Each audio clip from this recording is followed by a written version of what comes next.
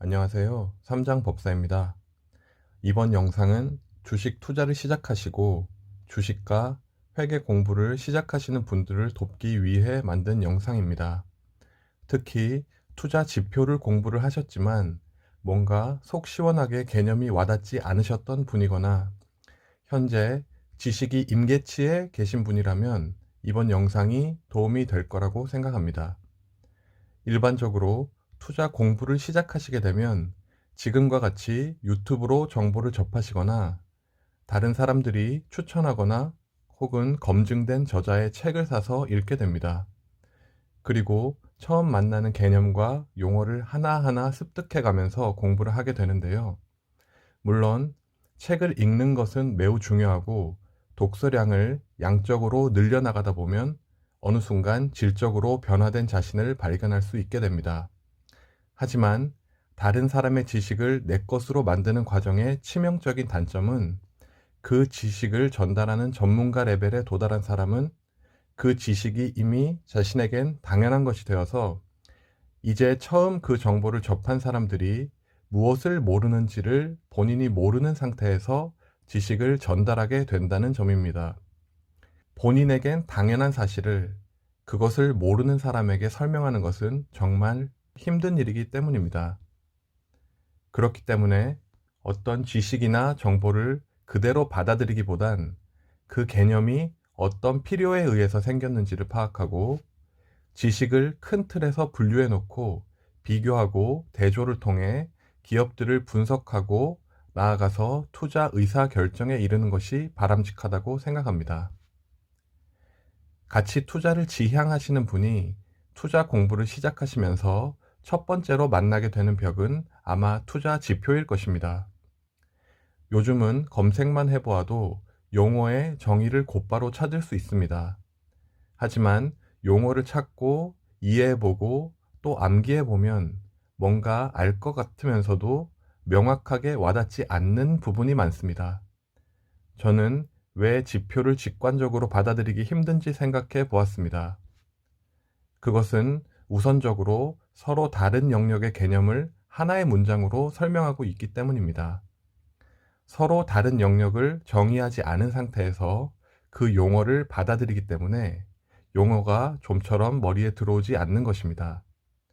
서로 다른 영역이 있다는 것을 아는 그 자체만으로도 많은 것이 해결될 수가 있습니다. 그리고 지표를 그냥 정의나 활용의 예로 받아들이기만 했지 그런 지표가 어떻게 만들어졌는지 도출해보는 과정이 없었기 때문입니다.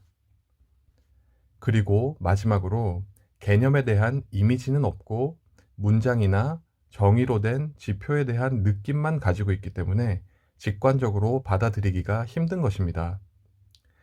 우리가 일상에서 키가 180cm다 라고 하면 키에 대한 이미지가 있기 때문에 직관적으로 받아들일 수가 있지만 PER이 21이다 라고 하면 한번 주춤하게 되는 이유는 이런 이유 때문입니다. 주식을 처음 접하시면 수많은 정보가 쏟아지게 됩니다. 간단하게 몇 개의 단어들을 화면에 나열해 보았습니다. 이런 단어들을 접하시고 하나하나를 공부해 나가다 보면 각각의 용어의 개념은 알게 되겠지만 각 개념들이 체계가 없기 때문에 서로 유기적으로 활용할 수가 없이 화면처럼 산발적인 지식이 돼서 머릿속이 오히려 더 복잡하게 될 가능성이 있습니다. 그렇게 되면 오히려 백지 상태에서 체계적으로 지식을 쌓아 올리는 것보다 못한 상태가 되는 것입니다. 그렇기 때문에 개념을 잡으실 때는 각각의 개념이 아니라 개념들을 구분할 수 있는 가장 큰 틀을 분류하는 작업에서 시작하시는 것이 좋습니다. 투자에 있어서 저는 그것이 주식과 기업을 구분하는 것에서 출발한다고 생각합니다. 방금 전 산발적이었던 용어들을 분류해서 나타내 보면 다음처럼 두 가지의 분류로 나눌 수 있습니다. 그리고 각 용어가 아니라 구분된 기준 그 자체를 공부해 보면 하위 개념들을 수월하게 혹은 그 개념들을 공부하지 않아도 저절로 해결되는 경우가 생기게 되는 것입니다. 왼쪽을 주식 혹은 가격, 오른쪽을 실물이나 기업, 또는 가치의 세계로 나누어 보고 각각의 분류가 어떤 식으로 운영되고 보고되는지를 살펴보게 되면 주식은 실물의 세계를 기반으로 형성된 시장에서 일반적으로 우리가 흔히 접하는 주가나 수급, 차트 등의 정보 형태로 제공되게 되고 우리는 주식 시장을 통해 이러한 주식을 거래하게 됩니다. 그리고 실물, 즉 기업의 영역에서는 실제로 기업을 만들어서 그 기업이 생산, 유통, 제조를 통해 얻은 수익과 비용을 사업 보고서와 재무제표의 형태로 정보 이용자에게 제공하게 되는 것입니다. 단순화해 보면 다음과 같이 나타낼 수 있습니다. 우리가 흔히 가격이 가치에 수렴한다 라는 말을 쓰는데 분류된 화면을 놓고 생각해 보신다면 그 의미가 다시 한번 와 닿을 거라 생각합니다. 주가는 수많은 변수에 의해 끊임없이 변화하는데 그 변수 자체도 크게는 두 가지 형태의 원인으로 분류할 수가 있는 것입니다. 주식 거래는 기업과 실물 시장을 기반으로 주식 시장에서 무수한 거래 주체들이 주식을 사고 파는 식으로 이루어지는데 그 정보를 크게 세 가지로 구분하면 다음과 같습니다. 그리고 일반적으로 우리가 지표라고 부르는 것들은 주로 기업 자체의 상태와 실적으로 비교하는 한 무리의 지표와 기업과 그 기업의 주가를 비교하는 지표로 나눌 수가 있습니다. 이렇게 지표가 나뉘는 성격을 큰 틀에서 구분해 두셔야 용어가 익숙해졌을 때 실제로 유용하게 활용 가능한 상태가 되는 것입니다. 시가총액은 주식시장의 수많은 정보들이 응축된 상태이기 때문에 우리가 활용할 수 있도록 가격과 수량으로 나눌 수가 있고 기업의 상태와 성과는 재무상태표와 손익계산서의 형태로 이용자에게 제공하고 있습니다. 재무상태표와 손익계산서를 단순한 형태로 보여드리면 다음과 같습니다. 재무상태표는 자산과 부채, 자본의 크기를 보여주는데 엄밀히 말하면 자본은 주식에 속한 용어이기 때문에 자산에서 부채를 차감한 순자산으로 대체해서 나타냈습니다. 주식의 가격은 가치에 수렴한다 라는 말을 기억하실 겁니다. 회계기준원에서 제정하는 회계의 개념체계의 문단을 살펴보면 다음과 같은 문장이 있습니다. 일반적으로 자본총액은 시가총액과 우연한 경우에만 일치한다. 이것은 바로 순자산, 곧 자본과 시가총액이 일반적으로는 일치하지 않는다는 말을 명문화해 놓은 것입니다. 이러한 문장을 읽을 때에도 주식시장과 기업을 분리해서 생각하지 않는다면 문장의 의미를 받아들이는 것이 힘든 상태가 되는 것입니다.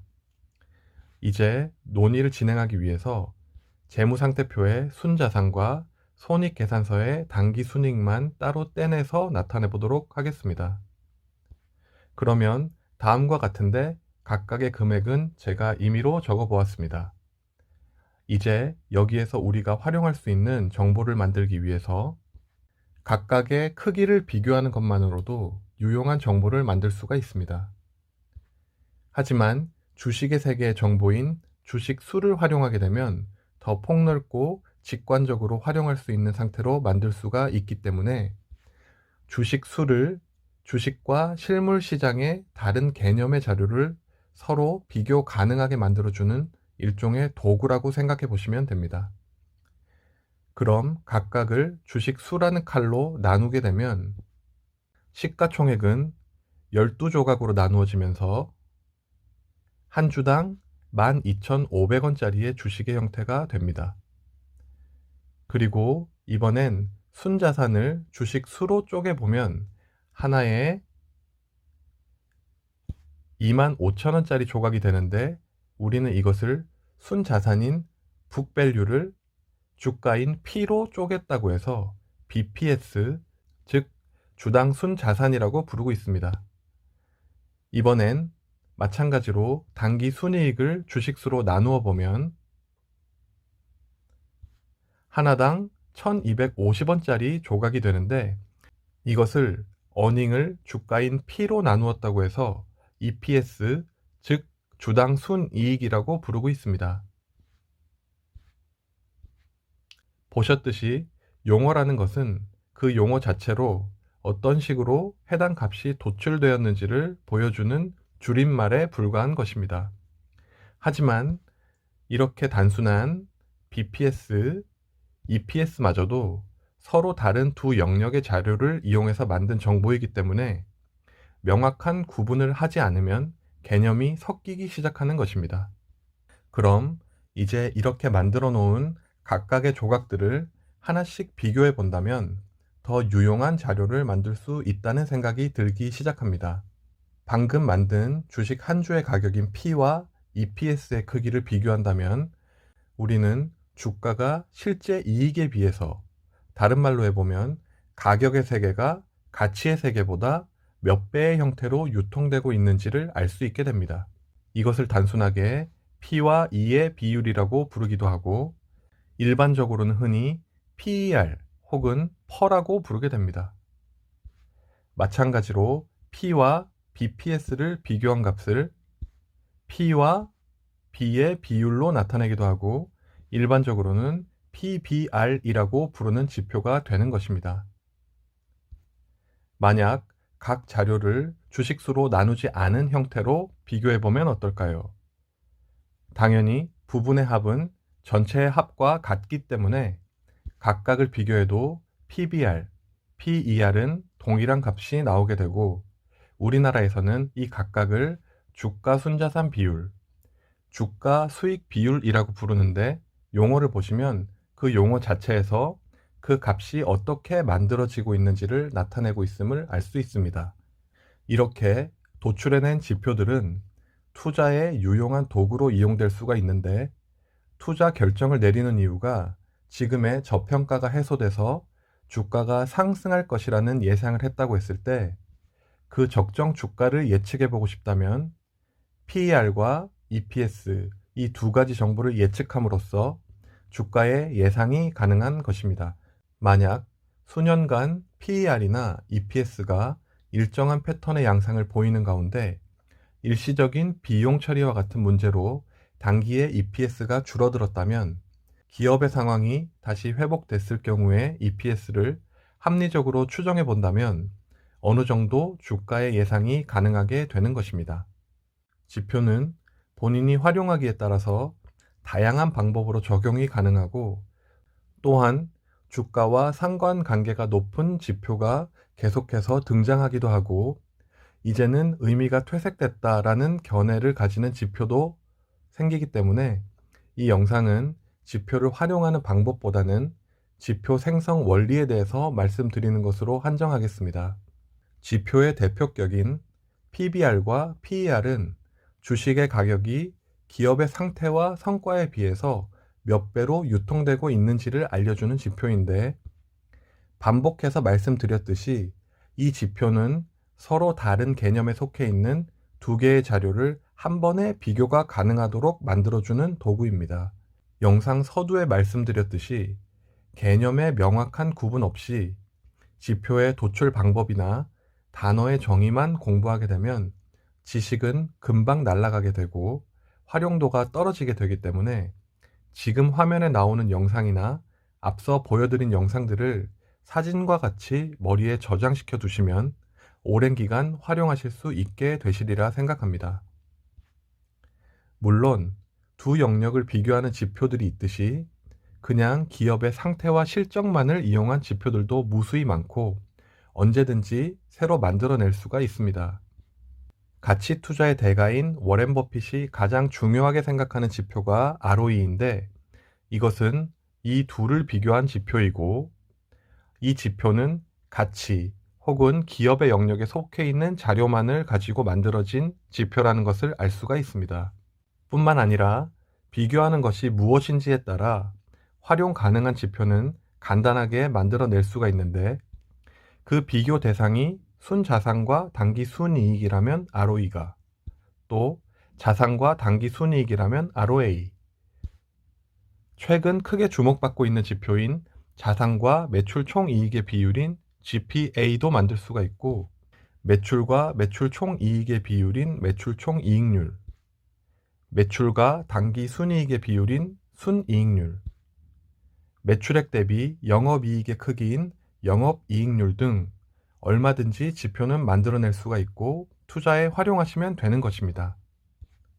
지표들을 다시 정리해 보면 단기 성과들만으로 만들어낸 지표, 또한 성과와 기업의 재무 상태를 비교해서 만들어낸 지표, 그리고 가격과 기업 가치를 비교해 봄으로써 도출된 지표들로 구분할 수 있게 됩니다. 물론 주식의 영역에서만 이루어지는 활동들도 있는데 대표적으로 주식 분할이나 주식 병합 같은 이벤트가 있습니다. 예를 들어 시가총액이 15만 원이고 총 주식수가 12주인 주식이 있다고 했을 때 주식 분할을 통해 주식수를 2배로 늘리게 된다면 현재 한 주당 12,500원이고 12주인 주식은 한 주당 6,250원인 주식으로 24주가 되는 모습을 보실 수가 있습니다. 마치 만원짜리 한 장이 5,000원 2장이 된 것과 똑같은데 여기에서 주목할 점이 이러한 사건은 우측의 기업 가치에는 전혀 아무런 영향도 주지 않는다는 것입니다. 이렇게 두 개의 측면으로 나누어 보면 왜 주식 배당이나 액면 분할과 같은 이벤트가 기업 가치에 영향이 없는지를 직관적으로 알 수 있게 되는 것입니다. 마지막으로 지금까지 말씀드린 한 기업에서 일어나는 이벤트와 지표들을 기반으로 개별 기업의 지표들끼리의 비교나 기업과 산업끼리의 비교를 통해 업종이나 산업에 대한 이해까지 확장시켜 나가신다면 더 체계적인 정리가 가능해지시리라고 생각합니다. 긴 영상 시청하시느라 고생하셨습니다. 영상이 도움이 되셨다면 구독, 좋아요를 눌러주세요. 감사합니다.